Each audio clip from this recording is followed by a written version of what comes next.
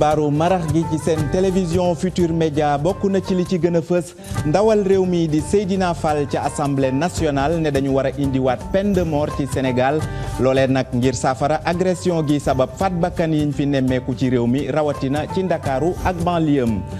mbootaayu liggéeykatu Dakar Dem Dikk joxoñ baaraamu tuuma direction générale ga rawatina bu ressources humaines u bërëbu liggéeyukaay googee bokk na ci tuuma yi luubal xaalis doxalin wu jubadi gu ñeel seen coopérative gi jëm ci wàll dundu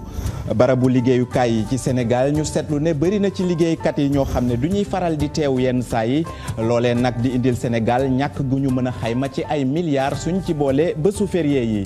tàggat yaram gu ñeel Afro Basket Junior maanaam ñi seen at yeggul fukki at ak juróom-ñett Sénégal moom moo jël ndam li gannaaw bi mu duma Côte d'Ivoire tey ji Cheikh Tidiane Diawo dina ci dikk ak yéen ci njeextalu xibaar yi mbokk yi looloo la doon li fi gën a fës nes tuut ñu yaatal ko.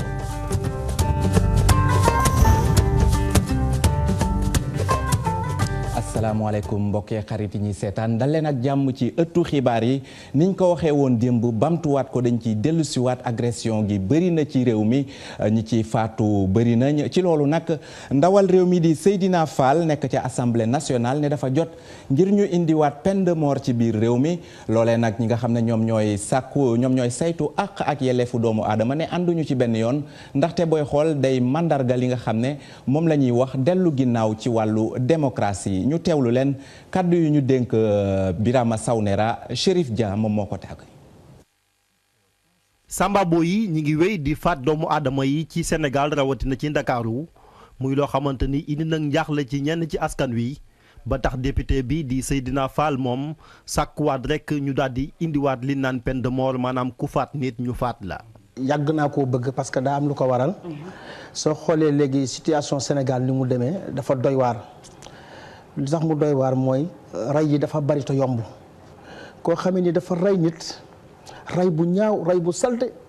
ñu jàpp ko condamné ko 3 ans 4 ans 5 ans mu génn di taxawaalu xam nga yooyu boo ko dee gis da ngay sénégalais sa xol day jeex. wante nag sàmmkatu àq ak yelleefu doomu aadama yi ñoom àndun ci gis-gis boobu ndax nee na lii di peine de mort Sénégal da ko fee dindi woon kon dellusiwaat si day loo xamante ni xel xalaatu ko. li am depuis juróom-ñeenti at 2004 la woon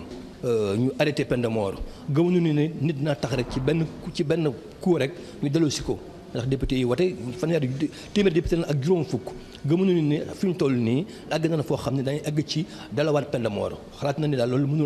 mënul nekk. maître Ndeye Fatou Touré moom avocat la nekkoon fi député ci assemblée nationale moom mook ñi nga xamante ni seen xam-xam dafa màcc ci àq ak yelleefu doomu aadama ñoo bokk gis-gis ci ponk boobu. li mi sàkku ci kilifa yi mooy ñu indi kaaraange ci réew mi ba jëlee fi faat gi. nañu moytu yaakaar ne bu nit reyee nga rey ko dina tax ba rey nit jóge fi ci réew mi loolu defe naa ne du tax mu doy lii tax rey nit mooy ñu jël ay gàllankoor ay mesures préventives maanaam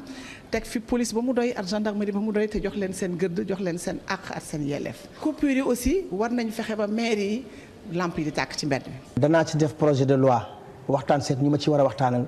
posé ko assemblée nationale. bu ko defee ñu gëstu ko taxawaay parce que amoon na fi depuis que bi ko fi Ablaye Wade jëlee ba léegi rey yi dafa yomb yi ma xoolal depuis que bi peine de mort jógee ci Sénégal ba léegi. ay gis-gis yu waroo la nemmeeku ci ponk bi di peine de mort balaa boobu nag criminalité bi moom mi ngi wéy ndéem sax fan yi police jël na ci ay matukaay di def ay ramasse guddi gu nekk ngir ñi nga xamante ni ñoom ñooy sambabo yi def ñaawteef googu ñu daal di koy bàyyi.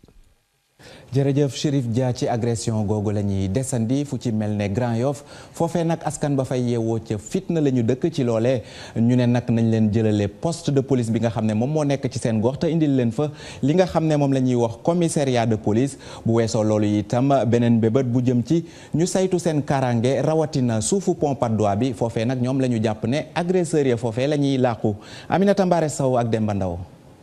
fan yi nemmeeku nañu agression bi bëri na ci Ndakaaru fii ci Grand Yoff defkatu ñaawteef yooyu lakkal nañu witt askan wi yeewoo foofee. démb rek am na fii kuñ jam fii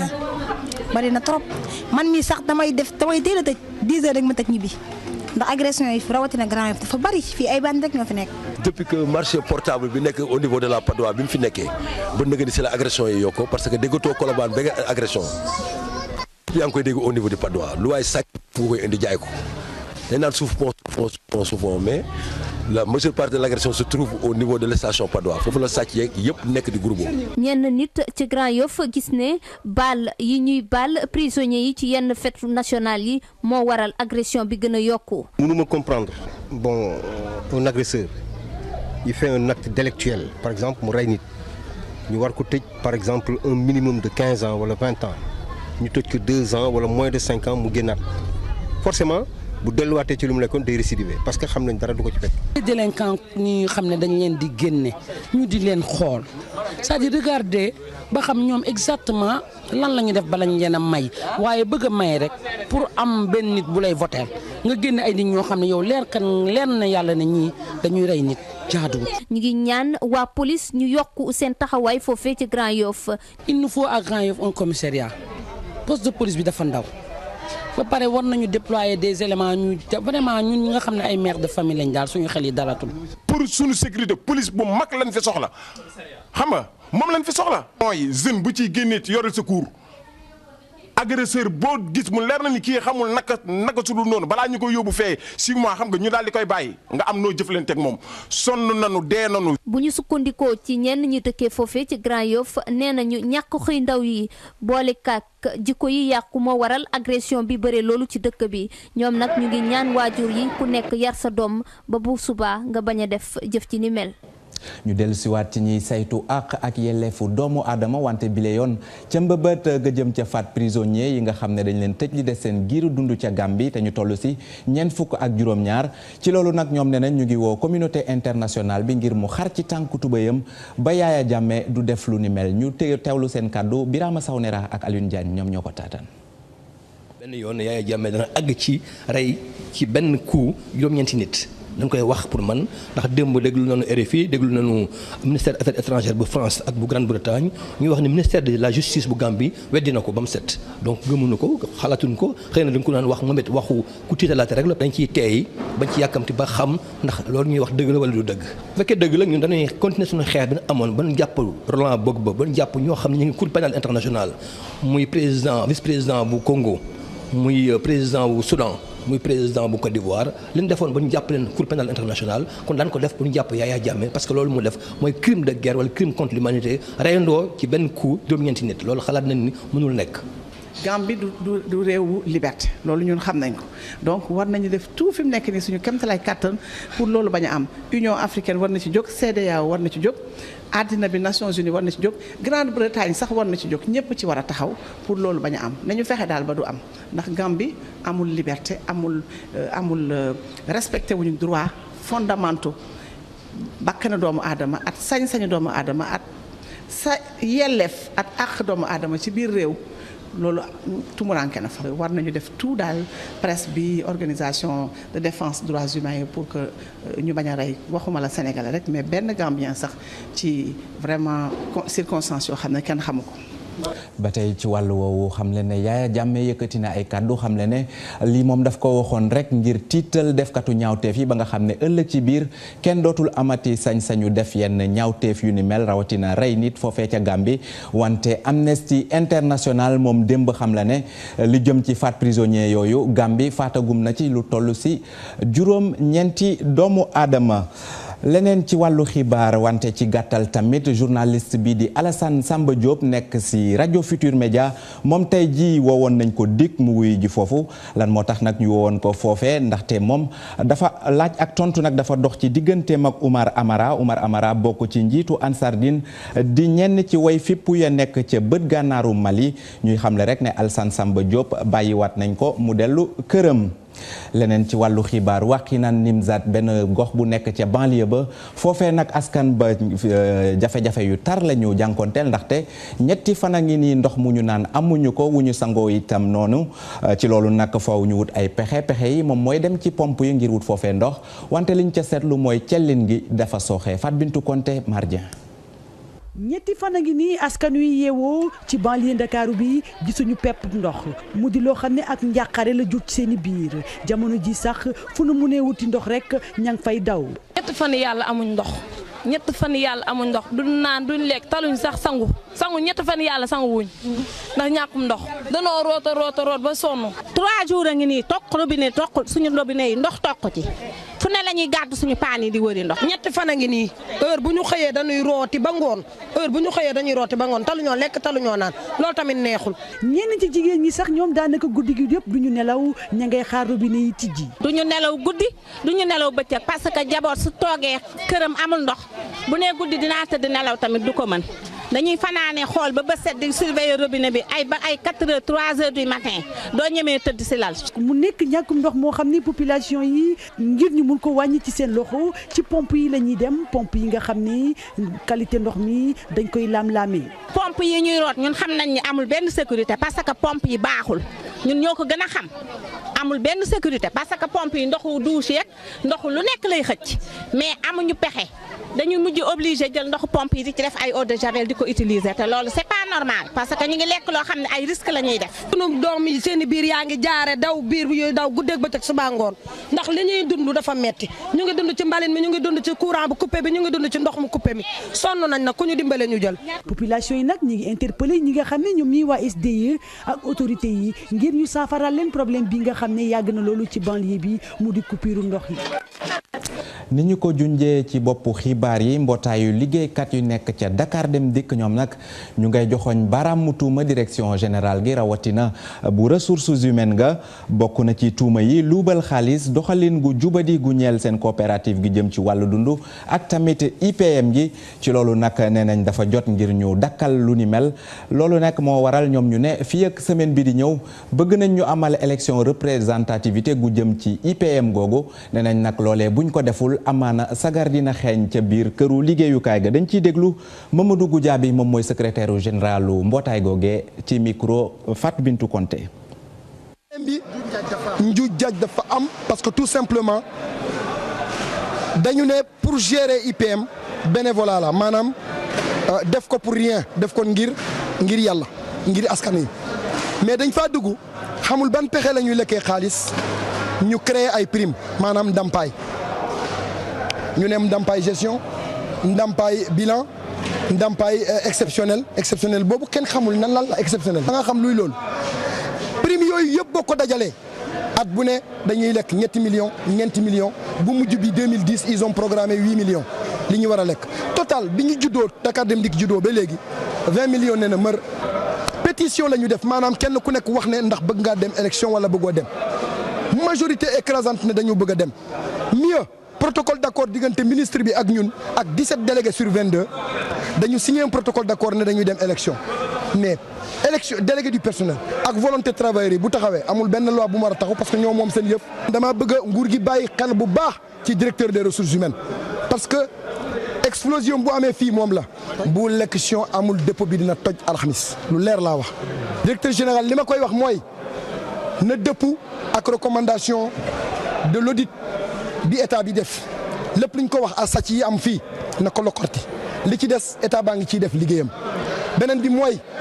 lépp li travailleurs yi bëgg a son moomeel la bu mu couvrir kenn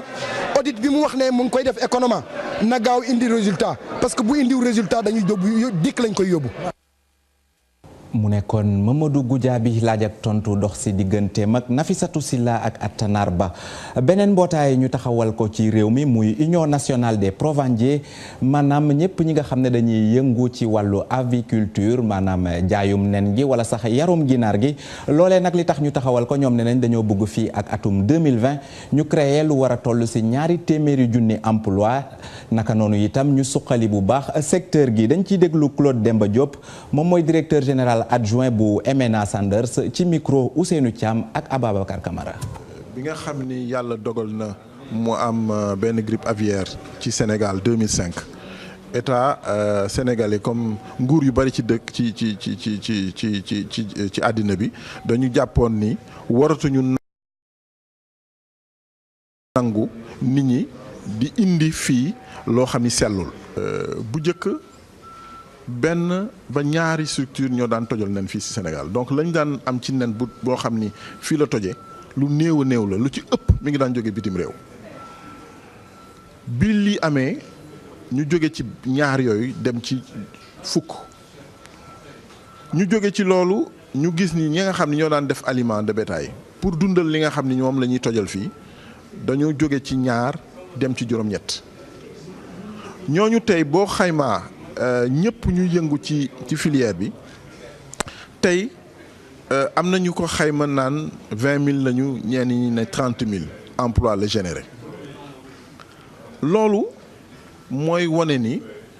que secteur bi nekk na loo xam ni kenn mënatu ko sàggane li nguur gi mën a def ak ñi ci yëngal mooy dooleel ko nag mooy ni naka la ñuy def tey pour boole suñu ay doole yàlla def na ni tey jàpp nañu ni association bi dañu ñu may ñu continuer liggéey bi ñu tàmbali. bërëbu liggéeyukaay yi seetlu gi mooy lan bëri na ci yenn liggéeykat yoo xam ne du ñu faral di teew yenn saa yi donte nag sax am na ay jours fériés ci loolu nag ñu seetlu ne kon Sénégal mu ngi ci ñàkk loo xam ne mën nañ ko xayma ci ay milliards su fekkee ne nag boole nañ ci bésu férié yooyu mu nekk nag loo xamante ne secteur privé bi rawatina secteur public bi ñëpp ñoo ko jànkoonteel Louis Sarr ak Alioune Diagne. saay su feet amee ba jeex ñëw liggéey si ëllëg sa day jafe loolu ba tax na liggéeykat yu bëri duñu xëy si waaye lu nu mel du saa su ne lay am ndax liggéeykat yi lee xaaratuñu ba jour férié am fii ci Sénégal muy ci privé bi wala ci public bi faral di tardé wala bañ a ñëw liggéey si daanaka nekk na benn aada. tey man yàlla na yéex sama papa bu fekkoon dafa jóge wala sama yaay bu fekkoon dafa wàññeeku yaakaar nga ne dinaa jël 2 fan. dinaa toog nu mu bon ba ñetteeli fan yi passé bu teelee ba teel ñeenteeli fan bi laa ñëw donc am na 2 fan yoo xamante ne du ma ko liggéey est-ce que loolu tey bu ma ñëwee sama entreprise sama directeur dafa ma naan pourquoi ñëwoo woon sañu ma ko wax. waaye koom-koomu réew bu néew doole comme bu Sénégal jafe-jafe yu mu mën a jur bëri na loolu. Sénégal suñu xoolee bu baax am na ñu bari suñu demee dañuy teel a wàcc walla war nañu ñëw liggéey ñu bañ a ñëw donc loolu day am ay répercussions yu bari. ci économie Sénégal maanaam ci koom-koom Sénégal day wàññi lu ñuy wax ci français chiffre d'affaires maanaam lu ñuy jaay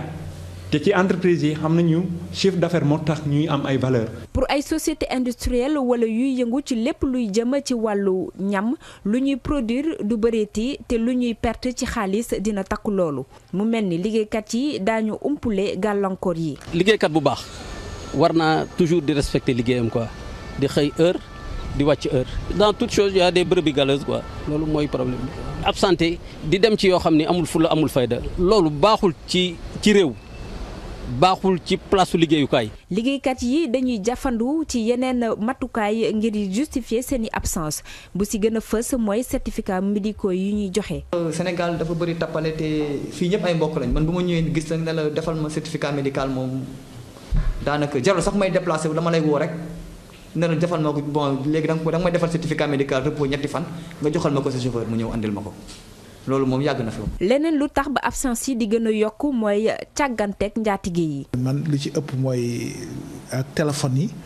agent yi ku ci nekk am nga téléphone portable ba nga xam ne soo toogee benn bis gisuloo diw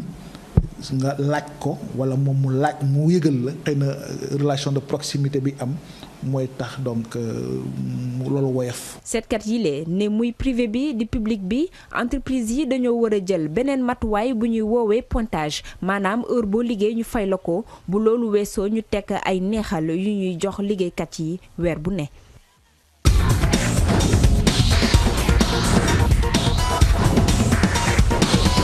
xibaaru tàggat yaram Cheikh Tidiane Diaw asalaamaaleykum. maaleykum salaam Ibrahima Kane. Sénégal am ndam lu rëy ci Afrobasket. muy lu historique Ibrahima Kane ndaxte gulet Sénégal di nekk champion d'Afrique des moins de 18 ans. loolu nag ma nga xewee fële ca Maputo ca capitalu Mozambique nag sunu gaynde yu ndaw yi daan finale équipe nationale bu Côte d'Ivoire 71-62 sunu gaynde yi nag boole ci qualification ci coupe du monde moins de 18 ans yi nga xam ni dinañu ko amal ca 2013 fële ca Prague lañ koy amale kon Ibrahima Kane ñuy jaajëfal gune yooyu def ndam lu rëy loolu fële ca Maputo. dañuy wax ci wàllu football ginnaaw bi Joseph Koto génne siwal liste joueurs yi nga xam ne ni ñoom ñoo war a football match Sénégal Côte d'Ivoire entraîneur Pikine bi di Moustapha Seck moom daal la gis ni cadre ak joueur équipe olympique bi daal ñëpp la yemale. équipe bi ñu am yaakaar mooy équipe bi nga xam ni moom moo nekk ci bopp Joseph Koto mi nga xam ni moom mooy entraîneur équipe bi te dañu war a am confiance ci moom dañ koy déglu moom Moustapha Seck ci micro Sayer Ansa Diop. dafa xaw a relatif parce que tey jii ñiy joué ji woon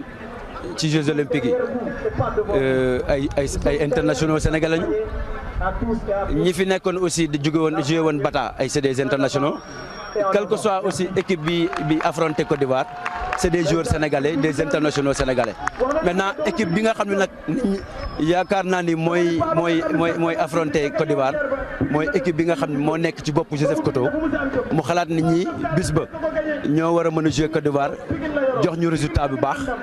mu nekk lu ñuy ñaan aussi donc équipe bi nga xam ne daal moom laa gis mooy équipe bi nga xam ne moom la Koto gis ak Abdou Karim Diouf. voilà kooku di Moustapha Seck nekk entraîneur AS Pikine. Ibrahima Kane dañuy wéy ci wàllu football ak championnat ca bitim réew fële ca Angleterre nag foofu door nañu ñaareelu journée bi sànq ca suba ak Manchester United mi daan Fulham 3-2 ak Robin van Persie dugal butam bu njëkk ci championnat ginnaaw bi mu sole mayo bu Manchester. beneen jongante bu rëy dawoon ci diggante Chelsea ak Newcastle bu Papis Demba Cissé ak Demba Ba. Chelsea nag moom moo leen mujj daan 2-0 ëllëg nag am jongante bu am solo bu nar a dox ci diggante Liverpool ak Manchester City fële ca France nag jamono ji ñuy wax ak yéen ña ngay amal ñetteelu journée ba fi mu nekk nii nag benn match daal moom moo jeexagum ci diggante Nice ak Lille bu Idrissa Gana Gueye dañu def match nul ku nekk dugal 2 bal fële ca Italie nag foofu tey la ñu door championnat ba ci diggante Fiorentina ak Udinese. Fiorentina daan Udinese 2-1 jamono ji ñuy wax ak yéen Juventus mi nekk champion en titre di dajek ak Parme fële ca Allemagne nag foofu Bayern de Munich tey la tàmbali moom tamit dem fekki équipe bi di Greuther Fürth daan ko 3-0. Ibrahima Kane prononciation bi nag garantiruma ko ndaxte équipe boobu daanaka xamaguñ ko bu baax ndaxte mi promu la mi ngi door a yéeg première division foofu ca Allemagne. ca Espagne nag foofu ginnaaw classico bi amoon ci jeudi bi nag ëllëg la ñaari ponkal yi di football championnat Barcelone di fekki Osasuna équipe bu Real Madrid dem di fekki voisin boobu di Getafe. dañuy dellu si fii ci Sénégal ak coow li nga xam ne jamono ji mu lëmbe làmb ji ak promoteurs yi nga xam ne dañoo jël décision di duñu feeti mbër lu ëpp 75 millions te tamit ne bëggatuñ gi CNG askan wi nag àddunañ ci ñu bëri nag gis ni mbër yi liggéey bi ñuy def daal jaar nañu fay leen 100 ba ci 150 millions dañ ciy teewlu micro trottoir bi nga xamee ni Abdoul Aziz Ndiaye moom moo ñu ko amal ak Jatu Ndiaye. li ñu leen di fay xam nga bu dee 75 millions du ñoom ñooy lekk 75 millions yi ñoom kese parce que mbër boo gis këram instant yi ñu bëri ñu ngi fay fréquenter seen mbokk yi dañuy ñëw bu dul làmb sax dañuy dundal. xam nga maanaam mën naa ne la liñ si lekk du bëri xanaa pour ñuy am si yeneen i am di jàmm di leen defal wala ay affaires yu demee noonu ak voyage yi ñu si am ñuy am ay connaissances affaires yooyu mais làmb ji nii war lañ leen mën a fay lu ëpp loolu. promoteur duñ yàlla duñ yonent duñ xutbu samaan yaa ngi dégg ñoom ñëpp kenn ku si nekk bi nga si dugg ñu ci bari xam nañ ci leen nekkoon danaan dañuy tëgg di perte dañuy liggéey di perte loolu liggéey yëpp la am liggéey boo mën di nekk da ngay liggéey di perte da ngay liggéey di gagné mais jamono dafay dox toll na jamono boo xam ne 150 000 ngay fay mbër mais période bi ñu toll nii du 150 000 fay mbër ñun bu ñu tëggee stade Demba Diop man dagg naa billet 25 000 dagg naa ko billet. dagg naa billet 10 000 francs mais nan xool nan lay organiser ba sensibiliser amateurs yi ñu xool nan lay doxalee ak ñoom promoteurs yi kii yi ñu am seen kii nu mu tudd sponsors yi ñu am ñu jëm a xool nan lay négocier ak ñoom ji ma xam na lay doxale lu ñu fexe ba juboo ci ak CNG mbëri rek nañ ko def waaye fokk ñoom ñett ñoo ñu ànd CNG mbër mi promoteur bi. daal du arranger promoteurs yi du arranger CNG parce que sans CNG aussi dans les normes kii lutte du am parce que CNG ñoom ñooy établir les articles yi nga xamante ne yooyu la ñuy tënk pour lutte mun a am est-ce que yaa ngi comprendre kon des fois il faut que ñoom ñaar ñu toog ñu mun a toog ba ci benn table waxtaan ba juboo comme ça ku ci nekk jéem a trouver sa intérêt bopp oui. voilà kon yéen a ngi ko dégg coow loolu nag jeexagul ndaxte daal làmb ji jamono ji ñu ngi ci bër waaye faw ñu toog waxtaan ngir rek xam ku nekk fu mu féete ak yëf yi nan lay mën a wéyee Ibrahima Kane ñu jeexale ko ci wàllu handball ak final championnat bi ci góor ñi ak ci jigéen ñi di am jamono ji ñuy wax ak yéen ci góor ñi ci diggante Jaraaf ak Asfal ci jigéen ñi nag saltige ak jamono loolu nag dinañu ci dellu si ak sunu ndaw li di Cheikh Sadibou Diarra mi ñu fa teewal Ibrahima Kane di moo fi gënoon a fës ci xibaar ci wàllu tàggat yaram. jërëjëf Cheikh Tidiane Diaw.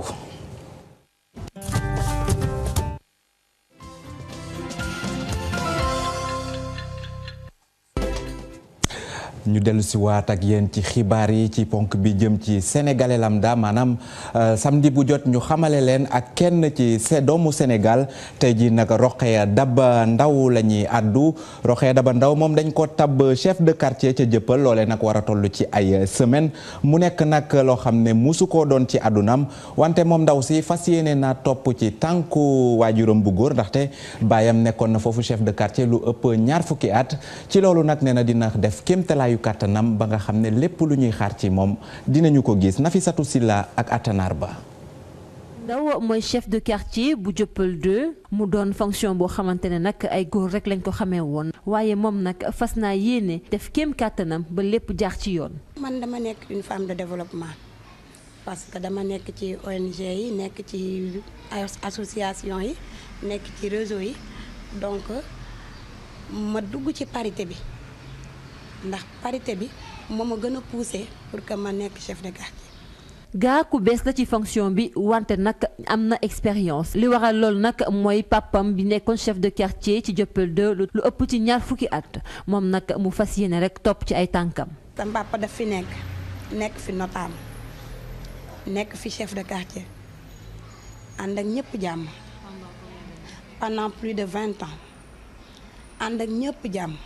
séq ak ñëpp kóllëre nekk ci lu baax di ko doxal ñu gis loolu ma ne kon kat sama papa mi war naa mën a dox ci ay tànkam. bi mu fi nekkee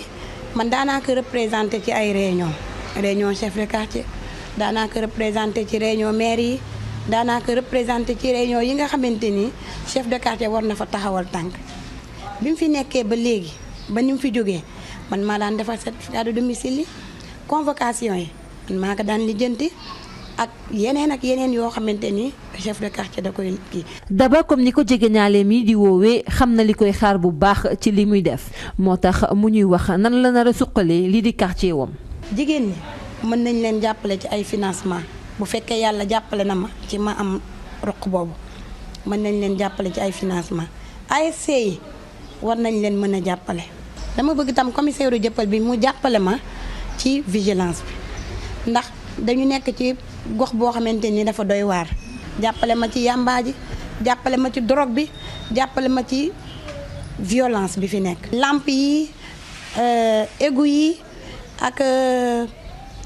tali bi tamit tali yi nga xam ñoo fi des ci ruq-ruqaan yi yooyu tam bëgg naa tam ñu jàppale ma si. Daba Ndaw nag mu ngi juddoo fii ci Jëppal 2 jamono ji nag mu ngi am lu tollook 4 fukki at ak juróom-ñaar moom nag su tollee fii jamono ji am na ñu bëri ñoo xamante ne ñoo ko ñaax ba mu egsi fii. ku ci mel ni Aminata Mbengue Ndiaye Fatou Sow Sarr ak Amsatou Sow Sidibé ba léegi ni si ñuy wax ak yéen chef de quartier kii di maire bu commune d'arrondissement bi moo koy tabb Daba Ndaw nag moom par élection la jaar te waa koñam ñoo ko tabb mu doon exemple boo xamante ne commune d'arrondissement yu bëri war nañ kaa jël. jërëjëf Nafissatou Silla mbokk yi mu yemook nag njeextalu xibaar yi cant ak ngërëmal na leen ci teewlu bi dig daje beneen yoon incha allah jërë ngeen jëf.